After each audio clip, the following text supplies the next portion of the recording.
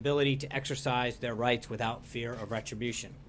Now, with respect to events for the day, this morning after receiving his daily intelligence briefing, the president participated in a roundtable with women small business owners.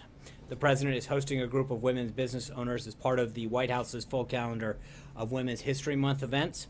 At the roundtable this morning, Vice President Pence, SBA Administrator McMahon joined with other senior administration officials to hear from these amazing female entrepreneurs and small business leaders about their firsthand experiences, successes, and challenges. As the president said, quote, "Empowering and promoting women in business is an absolute priority in the Trump administration because I know how crucial women are as job creators, role models, and leaders all throughout our communities." The women in attendance this morning have incredible stories, including many who have started businesses from scratch with very limited resources and through hard work and determination turned their dreams into reality. Between them, they provide hundreds of jobs to Americans across the country. The president is dedicated to continuing to remove the unique barriers that women face in our economy, including access to capital, markets, and networks.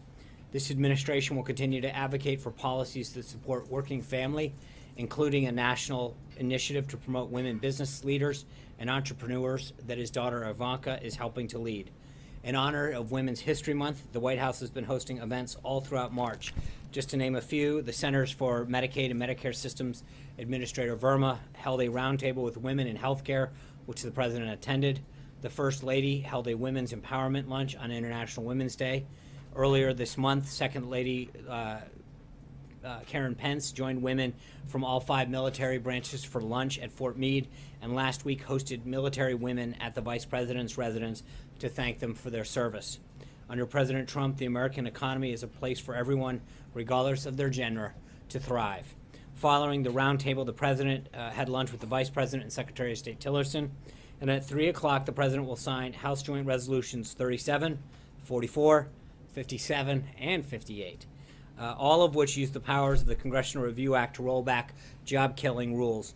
Before this administration, only one time in the nation's history had a president ever signed a bill that used the Congressional Review Act to cancel a federal regulation. In just his first 66 days as president, he will have signed 6 resolutions to eliminate unnecessary and burdensome rules. House Joint Resolution 37 rolls back the so-called blacklisting rule, which manufacturers identified during their meeting with the president as one of the most significant threats to growing American businesses and to hiring more American workers. The rule simply made it too easy for trial lawyers to go after American companies and American workers who contract with the federal government. The president saw that workers, taxpayers, and businesses were the ones who truly suffered under this rule, and he's glad to be signing legislation to eliminate it. House Joint Resolution 45, 57, and 58 cancel federal power grabs that took decision-making away from the states and local governments who know the unique challenges of their own populations. The president firmly believes that Washington is not always the solution to these problems and that these bills return the power to the people by putting more decision-making in the hands of states. House Joint Resolution 44 removes a Bureau of Land Management rule known as Planning 2.0 that would have centralized federal and land management in Washington, diluting the concerns of local citizens who have a right that is protected by law to be involved in this decision-making process. H.J. Res 57 and 58 eliminate the Department of Education regulations, which limits states' flexibility in how they assess the performance of schools and teacher preparation and programs. Removing these additional layers of bureaucracy will make it easier for parents, teachers, and communities and state leaders to address the needs of their students. The president will continue to work with Congress and the rest of the federal government until every unnecessary regulation that stands in the way of success for American business and American people is taken off the books. Additionally, the president spoke with German Chancellor Merkel and Indian Prime Minister Modi earlier today to congratulate them on their party's success in recent elections. We'll have readouts on those calls a little later for you both. The president also will announce the establishment of the Office of American Innovation. The Office of American Innovation will apply the president's ahead of schedule and under budget mentality to a wide number of government operations and service, enhancing the quality of life for all Americans. The office will have a particular focus on technology and data. hearing back from leaders in the industry. As some of its first priorities, the office will focus on modernizing the technology of every federal department, identifying transformational infrastructure projects, and reimagining the VA system so they can better serve our nation's heroes. The effort will be led by Assistant to the President and Senior Advisor Jared Kushner. Tomorrow, the President will sign an executive order to strengthen the nation's energy security by reducing unnecessary regulatory obstacles that restrict the responsible use of domestic energy resources. This order will help keep energy and electricity affordable, reliable, and clean in order to boost economic growth and job creation. And finally, before I came out today, Senate Democrats continued their obstruction to the President's nomination of Judge Neil Gorsuch to the Supreme Court, with the Judiciary Committee seeking a one-week postponement on its decision. Over the weekend, Senate Minority Leader Chuck Schumer defended his decision to mount a filibuster against the President's unquestionably qualified nominee. If Senator Schumer gets his way, this would be the first successful filibuster against a Supreme Court nominee in American history. He argued, quote, quite misleadingly, that the Senate has, quote, required a 60-vote threshold of, quote, every Supreme Court nominee. That's simply not true. And as I've said before, only 3 support justices have faced a filibuster in the last half of the century. Senator Schumer cited 4 justices confirmed under President Bush and Obama, but in fact, among those 4, only 1 faced an attempted filibuster. That was Justice Samuel Alito. And it was President Obama who then, as a senator, voted to filibuster Justice Alito and later publicly expressed his regret for that. The fact is, an attempted filibuster of a Supreme Court nominee is rare, and to do so in this context with such an eminently qualified and brilliant judge is nothing short of obstructionism. That's why Senator Pat Leahy, the former Democratic chairman of the Senate Judiciary, said he is, quote, not inclined to filibuster, end quote, even if he ultimately may not vote to confirm the judge. The fact that the former chairman of the Judiciary Committee won't stand by the minority leader exposes the leader's efforts as nothing but obstructionism that undermines decades of Senate tradition. Through 4 days of extensive hearings, Judge Gorsuch demonstrated his judicial philosophy, his sterling academic credentials, and a brilliant legal mind. He deserves a fair up or down vote. And with that, I'd be glad to take a few of your questions. Jonathan. Is the president serious about working with Democrats going forward after what happened with healthcare? Absolutely. In fact, starting Friday afternoon through late yesterday, he's received a number of calls, as well as other members of the senior staff that had been working on healthcare from members of both sides, saying that they would like to work together, offer up ideas, and had suggestions about how to come to resolution on this and get to a House vote on this. But wouldn't this require a... I'm sorry, John, this isn't a free-for-all. Jonathan's asking a question. But wouldn't this require a serious course correction for the White House? I mean, the president's branded Chuck Schumer a clown, worked entirely with Republicans on this bill. Wouldn't this require a serious change of course for the president? To some degree, sure. And I think the president talked about that. I think we learned a lot through this process. I think we're obviously looking at ways that we can improve not only how we handle healthcare, but other things, how we do everything. And I've mentioned it to some of you in the course of things. I think, one of the traits of a successful organization is to always examine how you do things. But I think that there's been a lot of outreach from members of both sides with ideas, and the president's willing to listen to these individuals. And if they can come to resolution on a way forward, obviously we're willing to listen and to move forward. But there are a lot of folks that came forward with these ideas. And with all due respect to the beginning of your question, I don't think it's a one-way street in some of the comments that have been made. I think some of the Democrats who now say they weren't involved early on in the process said that they wanted nothing to do with this process.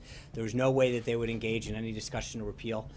So I think it's a two-way street, and I think that we have been willing to listen to folks and their ideas.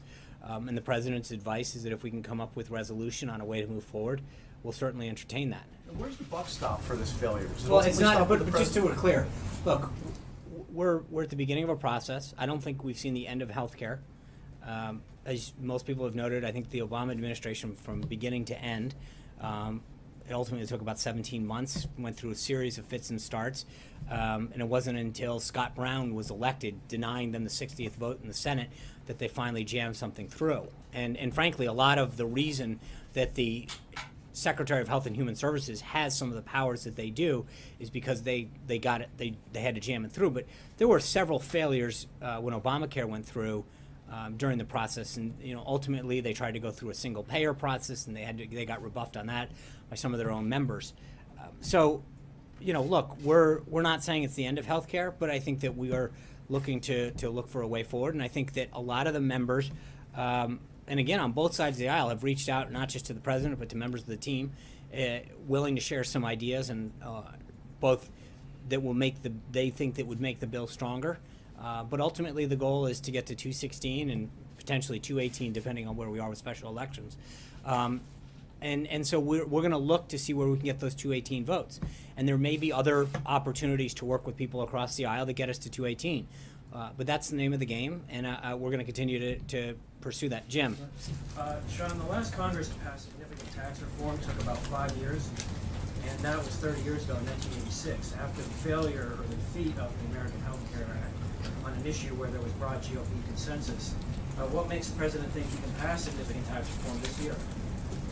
Well, I think it's been 30 years. I think we have an economy that's evolved, especially in the technology area, that has made a lot of things change. And I think our tax code is outdated. And frankly, on the business side, we're uncompetitive. There's a reason that companies are leaving America to go to other places, because same reason sometimes companies move from state to state. Our corporate and regulatory system has become unattractive for a lot of companies that want to either manufacture here, grow here, or begin here, and or want to return jobs here. I think the president recognized that. Business leaders from around the country.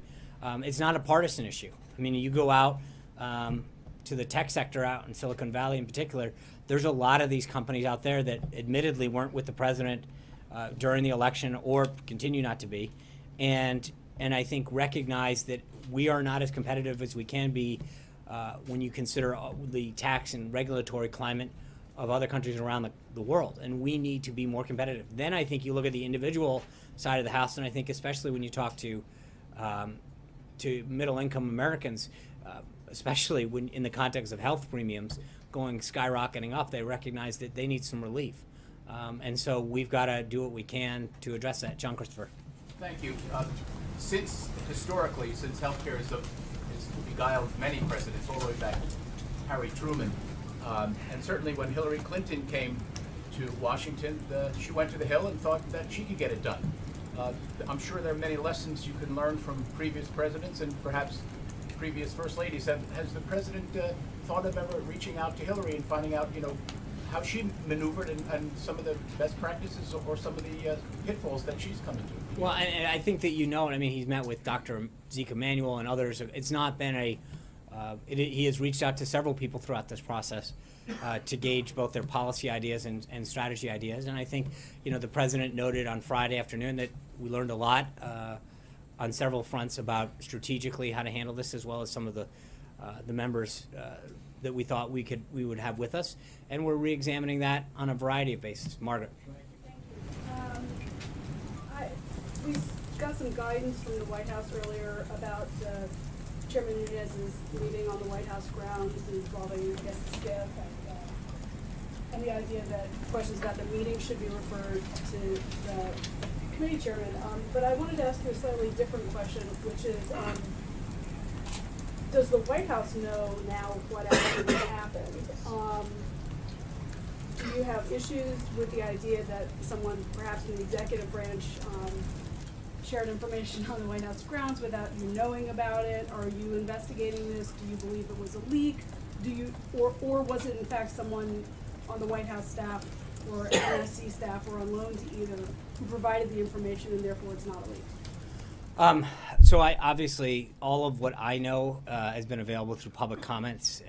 I know that Chairman Nunes has confirmed that he was on White House grounds Tuesday, and frankly, any questions regarding who he met with or why he was here should be referred to him. I've seen some of the comments that he's made to your outlet in particular about who he met with, and I would refer you to his comments that he's made. I'm not going to get into who he met with or why he met with them. I think that's something that he has been very, very clear, and I'll let him answer.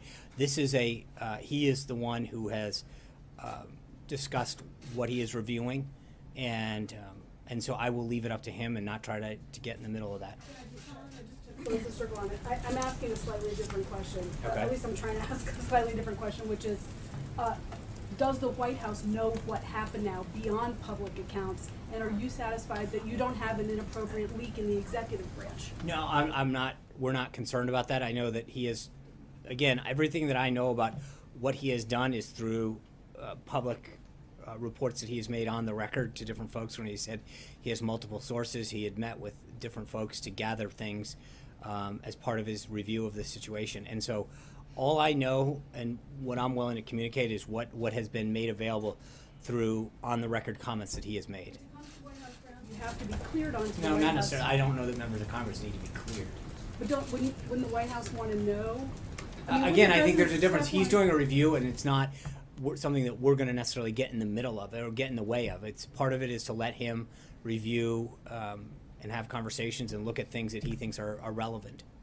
Sean, Hallie. a clarification on your answer to Margaret. You just said, I don't know that members of Congress have to get cleared in. There is some question about that. Who in the White House signed him in, essentially, to be able to get I don't on know the that you grounds? have to. I'll be glad to check on that. I'm not sure that that's how that works, but I will follow up on that point. So the second question is, and it's related to this, I understand that you're not going to speak about some of the swirl, what's surrounding this issue with Chairman Nunes, but does the White House believe that he can still lead an impartial investigation, or would the administration support some of these calls now for an independent committee to investigate this?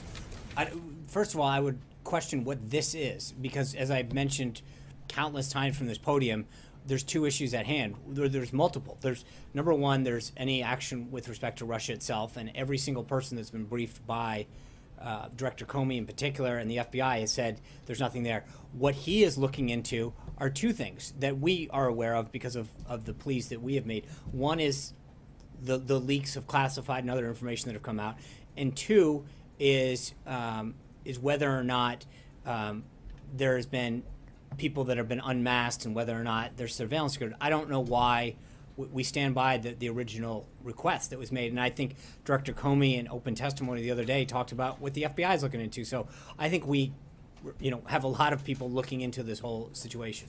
Sean? Will the administration will the White House pursue a leak investigation into whoever is giving Chairman Nunes this information, if it's in the executive branch? I at this point, we're letting the review of this situation proceed, and we can address that after he decides to be clear about that. Why is this leak okay, but other leaks are not? It's not. I think there's a difference between a leak and someone pursuing a review of a situation that they have determined. That's not. There's a difference between a leak, someone leaking out to reporters for nefarious, to take classified information and share it with people who aren't cleared. Chairman Nunes is cleared. He is the chairman of the Intelligence Committee. Someone who is cleared to share classified information with somebody else cleared is not a leak. Zeke. I have two for you. Just a quick housekeeping note. At the beginning of the briefing, you read out the State Department statement on the protests and arrests in Russia. Does that reflect the White House's views sometimes? That reflects the view of the United States government. Okay. Just want to clarify that. And secondly, back on, you mentioned that there were lessons learned off of what went down last week, the last several weeks around healthcare. Could you go into some specifics of what some of those lessons are in terms of the president talked a lot about, he learned a lot about loyalty, I think is one of the lines he used on Friday. Does he believe that some members of this party are no longer loyal to him? What can you go through? What are some of the lessons? No, I'm not going to go through. I mean, obviously, this is an internal thing that we discussed, but I will say that we look at things like everything from who we met with and when we met with them to whether or not we should have how everything was rolled out and what organizations were met with, what commitments were met and when. There's a lot that goes into this, and you look at whether or not that's applicable to another situation, whether that's unique. But obviously, you do look at some of the individuals that you met with, both in terms of timing, in terms of commitment, in terms of substance, and evaluate, just the process itself, but then also to some degree the individuals and whether or not that is someone that there's several folks, and again, it depends on the aspect of it. There's a legislative affairs team, there's a public policy team, there's a comms aspect to this, but we all internally talk about what went well, what didn't, and we do that not just with the bad, but the good. I mean, I think Jonathan asked it somewhat at the beginning, but I think if you know, most organizations, whether or not you do something really well or not as well, it's usually incumbent upon you to think, what did we do well, so that for things that we did really well, we sustain those kind of aspects of something, because there's always something to improve, and even when you don't do as well, but there's parts of things that you did that could have done, that you did well, and you don't want to throw the baby out with the bathwater, so there's an ongoing piece to this, Major. Follow up a little bit on Chairman Nunes, and I have a question about Jared in a second. So, yes, members of Congress may not need to be cleared in, but to get access to a SCIF, I do believe that requires some cooperation from the executive branch, because there are intelligence places on Capitol Hill that are secure that this meeting could have taken place. So it creates the impression that Chairman Nunes came over here and with some degree of cooperation with this White House was able to carry out this meeting and then make the announcement that he did, which is perceived by some, most of them Democrats, I'll grant you that it was trying to be helpful to this president and this administration. So it appears there was some degree of cooperation in this process that the White House granted Chairman Nunes, making it not just an investigative action, but a cooperative one. Right, so I would refer you to two things. Number one, we've asked both of these entities, both the House and the Senate Intelligence Committees, to undertake this review. So it is partially at our request that they're looking into this. Number two, based on the public comments that he made to Margaret's organization, he has said, from my understanding on the record, that he did not meet with White House staff. So again, I think you're trying to make something that he has himself, from what I've read, not actually been the case. That's not what I asked you. I asked you about cooperation to have access to a SCIF, which understand is that. something that has to be carried out with your agreement. I will be glad to take a look at that and figure out whether or not that is an accurate statement or not. Okay, let me ask you about Jared. There is an understanding that's trying to be worked out, as we understand it, between Jared and the Senate Intelligence Committee. Is that testimony? Is that something that the committee has requested?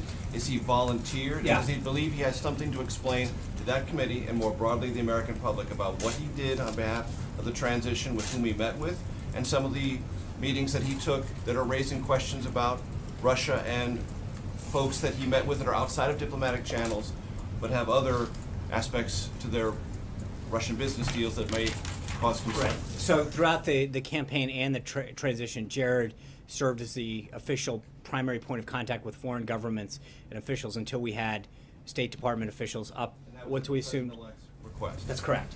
And so given this role, he volunteered to speak with Chairman Burr's committee, but has not received any confirmation regarding a time for a meeting or anything.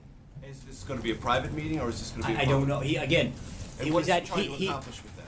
I think based on the questions that surround this, he volunteered to go in and sit down with them and say, hey, I'm glad to talk about the role that I played and the individuals I met with. But again, remember, given the role that he played both during the campaign and during the transition, he met with countless individuals.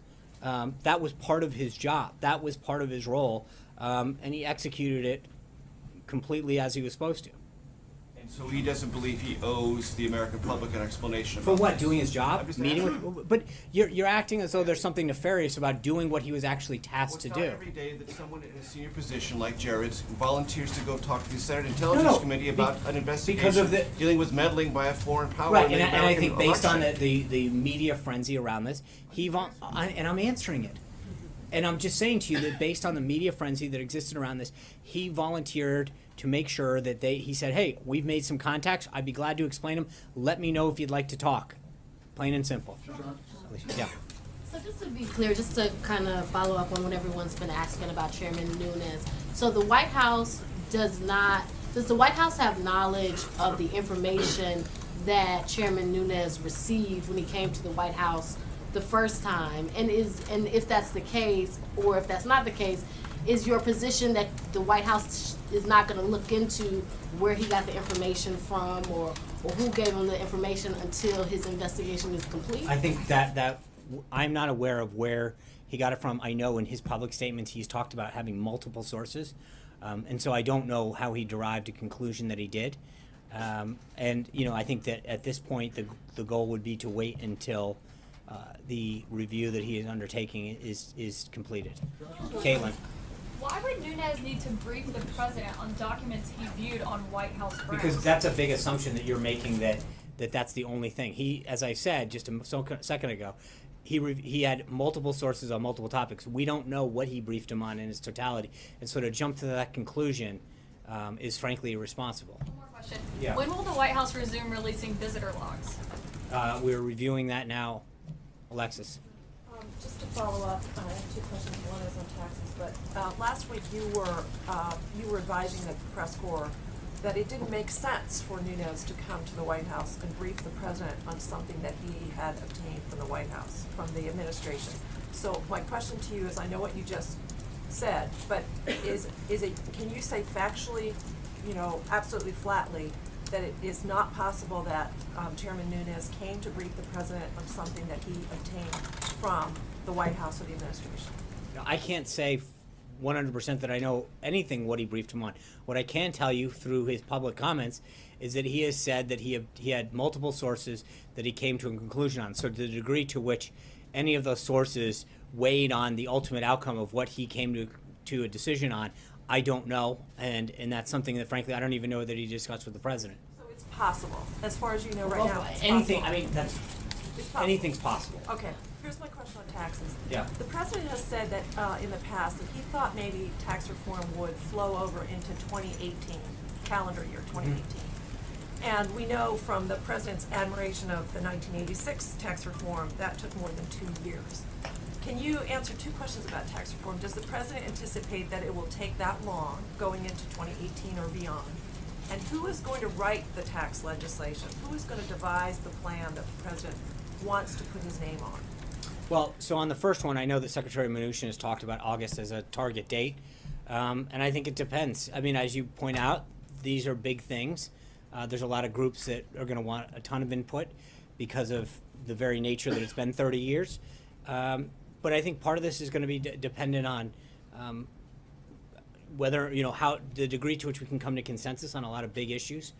But I know that we have a goal, and it'll depend on a lot of these issues, both on the corporate side and on the individual side, how that process evolves. So to predict it, I know the secretary would like to have it done. He'll play a huge role in this. Gary Cohen will play a big role in it. I think our legislative affairs team would play a role in it. There's a lot of folks on the team, Secretary Ross on the commerce side. There's a lot of individuals that he's assembled a world-class cabinet that has a lot of interest in helping to grow the economy, to attract jobs, create a more favorable tax climate here in the country, but then also provide tax relief for middle-class Americans. So, we're not there yet. Will it be the Trump plan? What? Will it be the president's plan? I mean, obviously, we're driving the train on this, so I don't want. I mean, we're going to work with Congress on this, but I think that the president, as you've heard through multiple times, the president be very clear. This is a huge priority for him, something that he feels very passionately about, and so we'll have more on that later. John. Sean, the documents that Chairman Nunes saw here at the White House complex were described by his office as being executive branch documents. In the early days after the president sent out that tweet, the White House was digging around for anything to corroborate what the president had tweeted out. Why did it take the Intelligence Committee chairman coming here to the White House to view executive branch documents to uncover this information? Why couldn't the White House have done it? Well, as I mentioned, I think to Margaret, I'm not going to. I will stick to what the chairman has said publicly, and my understanding from his public comments are that there are certain systems that he doesn't have access to. That was his explanation, and I'm going to, I think you should follow up with him on that. Did the White House ever search the same documents that the chairman searched? I don't know what he found, so therefore it would be hard to make an assessment of what he was briefed on and what we know. So that's a really hard question to answer at this point. Is it possible that these documents were merely surveillance reports that were I'm not garnered? going to get into that were hypotheticals, John. I don't know what he found, and to start to say what's possible, what's not, I don't know. Well, let me just finish if I could. Is it possible that these were surveillance reports from security clearances that were collected after people had filled out standard Form 86?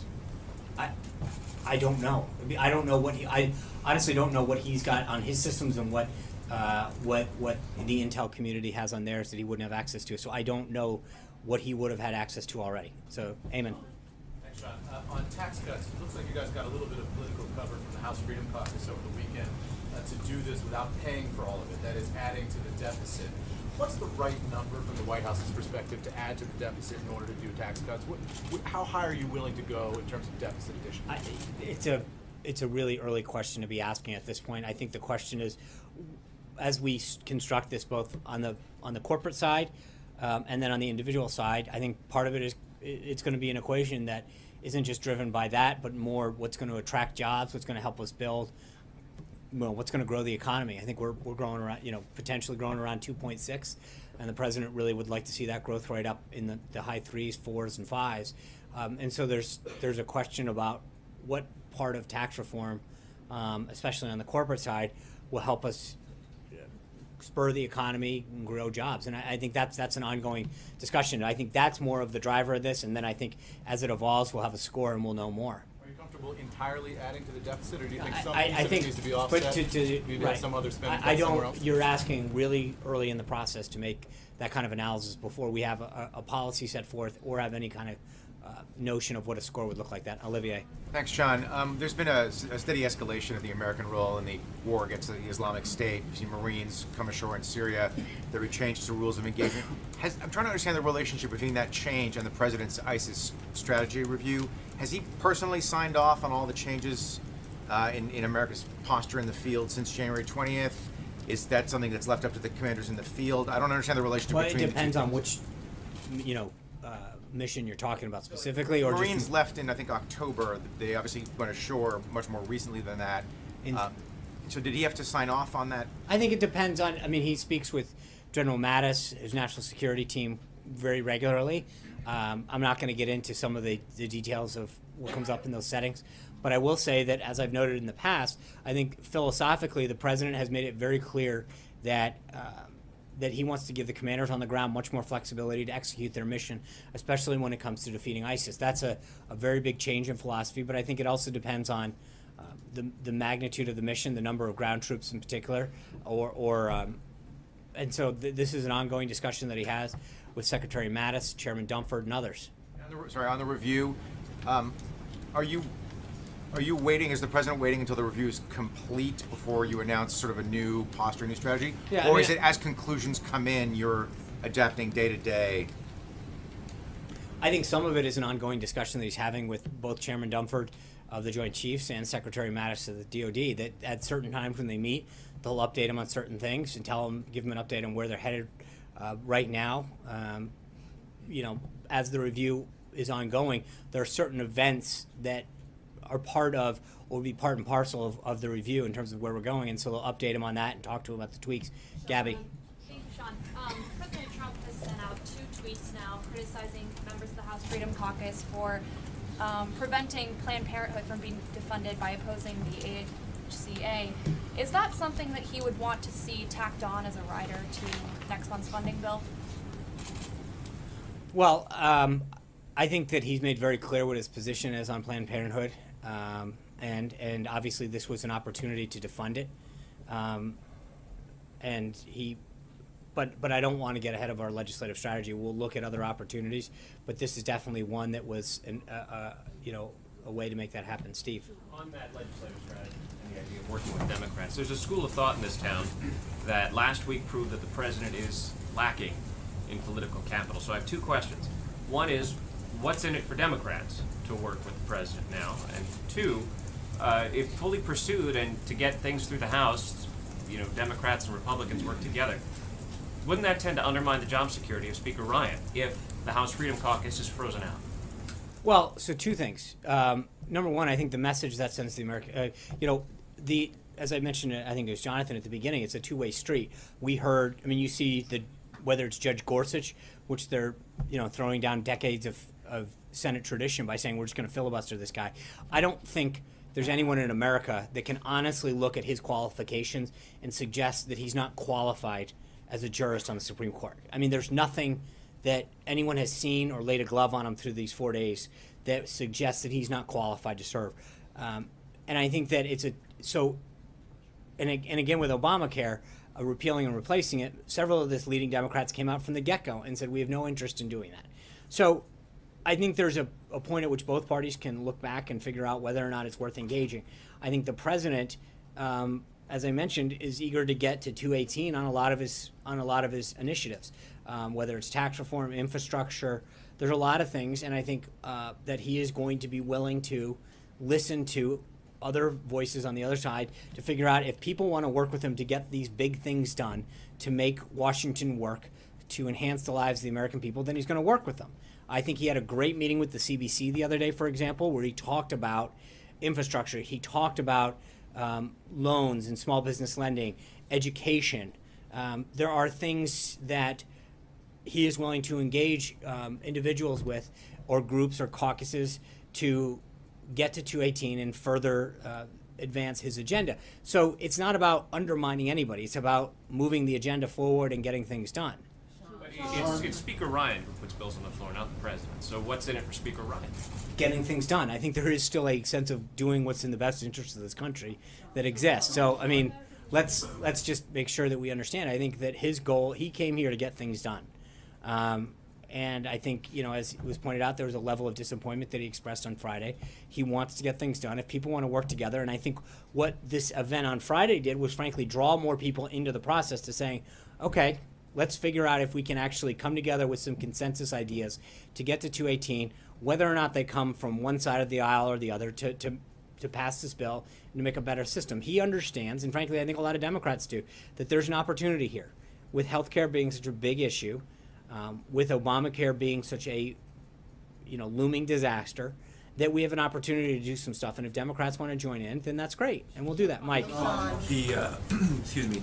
You've talked quite a bit up there about the wide latitude that Secretary Price has to dismantle Obamacare from his spot. Is that still the case? Will he continue to try to dismantle Obamacare while you're trying to work with moderate Democrats on health care reform? And also, the health care bill would have repealed almost all those Obamacare taxes. Do you want to see those repealed as part of the tax reform bill? I think Secretary Price was up here today. There's a lot of meetings that are already taking place internally with the team. There's a lot of options that are on the table in terms of, especially when it comes to what we called phase 1 and phase 2, trying to get some of that stuff out the door. And as we look back on, we're talking about lessons learned, I think one of them is to try to get some of the phase 1, phase 2 meshed together and pushed out. How we do that, whether we wait for the revival of legislation before we put it up. Remember, I think, just so we're clear, and I mentioned earlier in this, Obamacare had a ton of fits and starts during its process. It was left for dead multiple times, but they pressed forward. I don't think that that's necessarily a model to look forward in terms of how they jammed it down. But I do think that we have to recognize that we were 17, 18 days into this process. I think the president's made very clear it's not over. There are people coming to the table, but he's going to listen to all good ideas across the spectrum to figure out what it takes to get to 218. And we'll see where we go from there. John. Well, the tax question, just to follow up on the healthcare bill would have repealed those Obamacare taxes. And I think that's part and parcel of that discussion, is how we look at both the taxes and some of the phase 1 stuff. But we're not ready to announce anything now. John Decker. Yeah, as far as Jared Kushner's offer to meet with Chairman Burr and talk with the Senate Intelligence Committee, is there any particular reason why the White House would not be opposed to the idea of Jared Kushner testifying under oath before that committee? Jared volunteered to meet with the committee. They haven't even confirmed having a meeting yet, so to get ahead of what they've even asked for would be a little silly.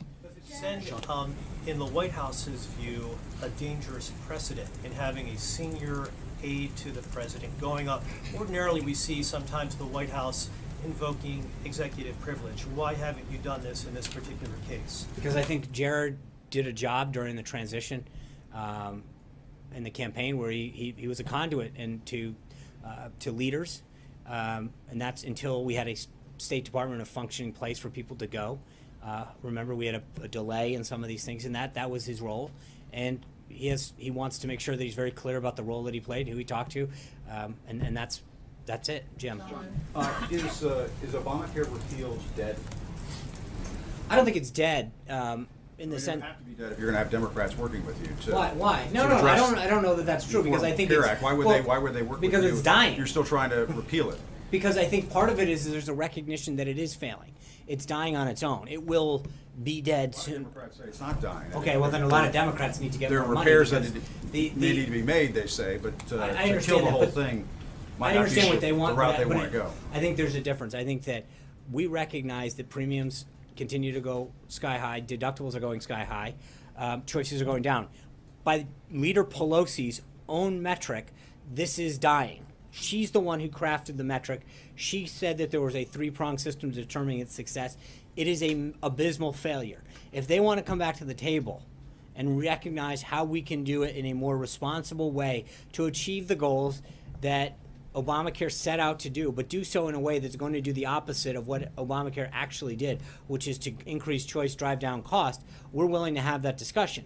But right now, and I again, They remember, say repeal has to be right, put to the side. but Jim, one of the things that I mentioned, I just want to be clear on this, is we have to figure out how we get to 216, 218, depending on where the number is that given day. That doesn't mean we need the entire Democratic caucus. That means we need some responsible Democrats who want to sit down and have a discussion about how to do that.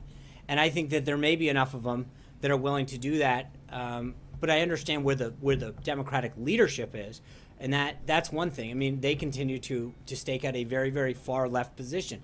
That's not where all their members are. And I think that we can, based on the calls that have come in over the last 50, 60 hours, I think that there might be some room to have a conversation with people who want to engage in a constructive conversation on how to move forward. And so let's see how that evolves. I don't know that we're ready to jump into this today, but I think as the calls come forward, the president's view is if you all want to get together and start coming to a way that we can come to resolution, we're willing to listen. But right now, we've got an agenda to continue to pursue. There might be a middle ground there, you think? I'm not going to jump ahead, but I will say that we believe that there is something that could still be done at some point. And I think the further along we go, where premiums continue to go up, more and more people will be drawn into this discussion because there's going to be a continued cry from people in terms of the impact that it's having on their pocketbook and on their ability to see people that a doctor of their choice or a plan that's just not seating them anymore. April. Real quick follow-up on Chairman Nunes. Do you reject that there's any kind of perception problem whatsoever in having the chairman over here the day before he comes out publicly and says, by the way, there's this information that's helpful to the president? I think the chairman's made very clear through his public comments what his goal was, and I think anyone who wants to, you can't ask someone to do a review of the situation and then sort of create inferences that because they're reviewing a situation that there's something that's not right about that. He is reviewing the situation. He did exactly what, and I think he's been fairly open with the press as far as what he was doing, who he spoke to, and why. And I think, from our standpoint, that's what we had asked to do as a review. April. Sean, several topics. One, Shocker. Don't be. You heard the question that I lobbed at the Attorney General about the hate crime that happened in New York. The white supremacist who went to New York and targeted a black man. Hate crimes are on the rise. What do you say? What is this White House saying about this obvious, apparent hate crime? I'm not gonna. I mean, you yelled at the Attorney General a specific case, if I'm not correct. In the past, to talk about this, and you've talked about issues of Right, hate and crimes. I'm glad to talk about the issue. I just want to be very clear Uh-huh. that I'm not going to reference any specific case before the DOJ right now. I will say that the president has recognized that we need to bring the country together. He wants to unite this country. He wants to bring people together. He had a very long conversation with respect to race in itself, which I think is somewhat, if I'm not correct in your question. There, okay, I just want to be clear. Thank you. And I think that was one of the topics that he talked about with the CBC. Some of the issues with respect to crime and education and some of the solutions that they suggested that could be done during their meeting. And I think those are the kind of things that I think we can continue that conversation.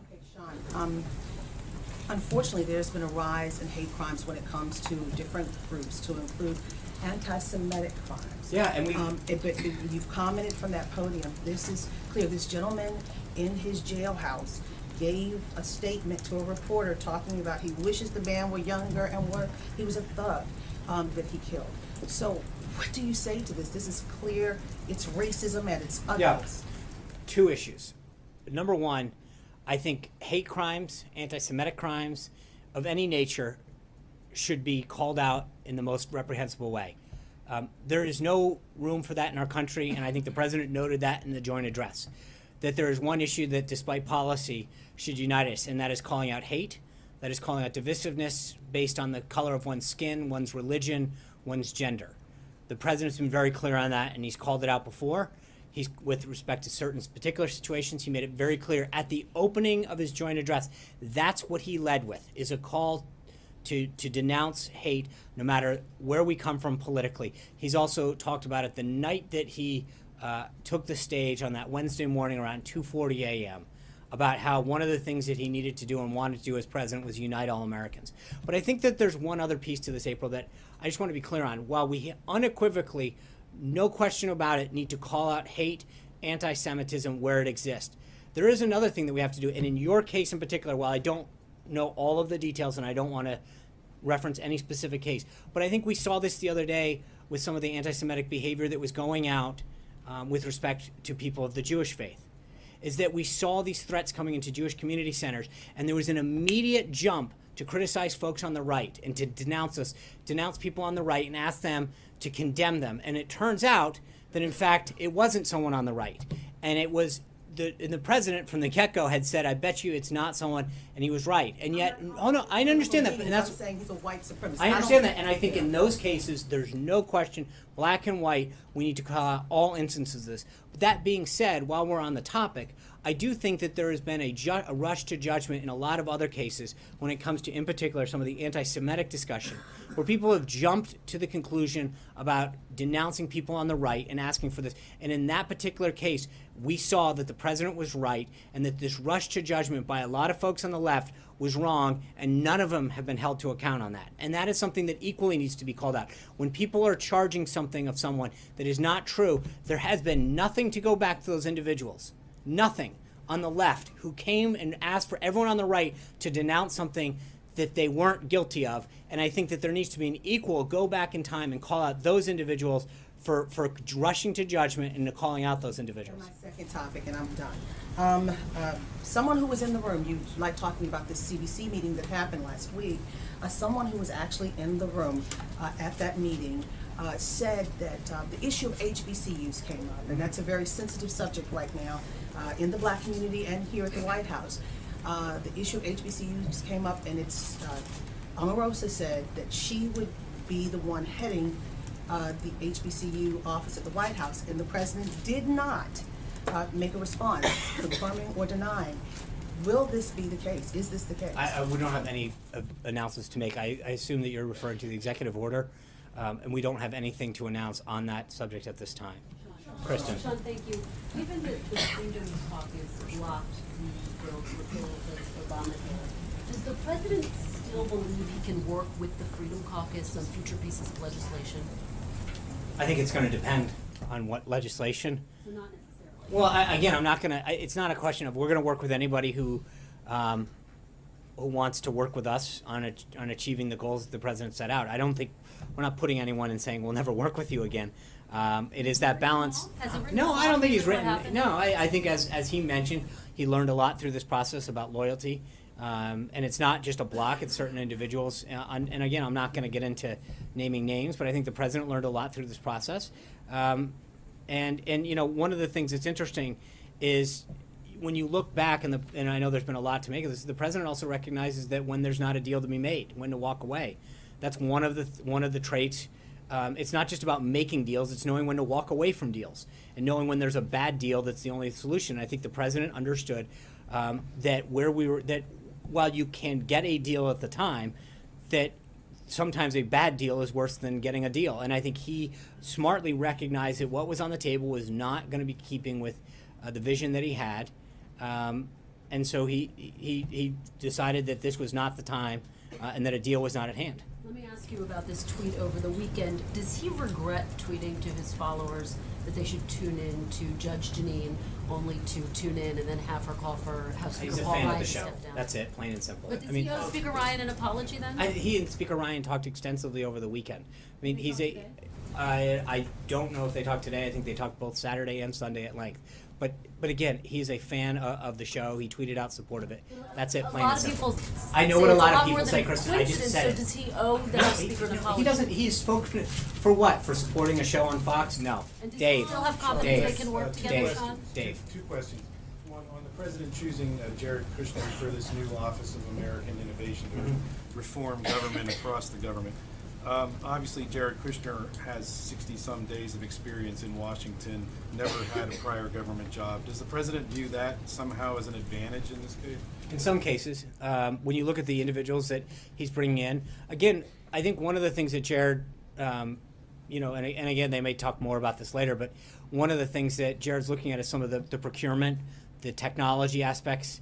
And if you've ever really dealt with the government and recognized how outdated and unmodernized some of this is, it is not serving the American people. It is not serving the constituents that many departments have.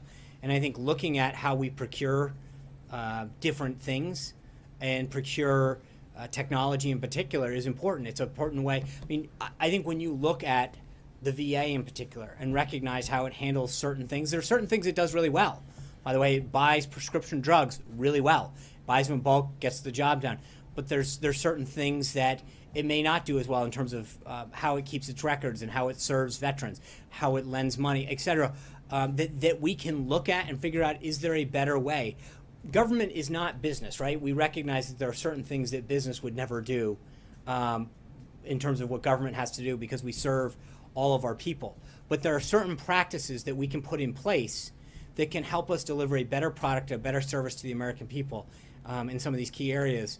And I think that when you look at some of the business acumen that Jared and some of the other individuals who he is bringing into this process can really, I think it is a great service to this country. There are so many individuals that Jared has talked to that have done so well and been so blessed by our nation, that have wanted to give back in some way, shape, or form, and are using this opportunity to help our country and serve our country in ways that they believe they can use their expertise to do.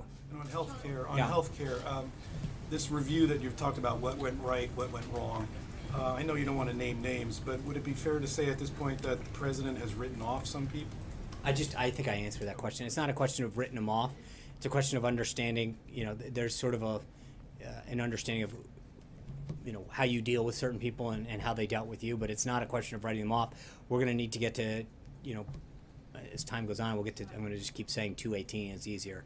I won't screw that one up down the line. But I think that we recognize that as we go down this path of a big, bold agenda that the president has, that we're going to need every vote we can, and hopefully grow the vote in some cases to well beyond that. But we're not writing off anybody. But we do recognize there's some lessons learned from this process, and the president made it very clear on Friday.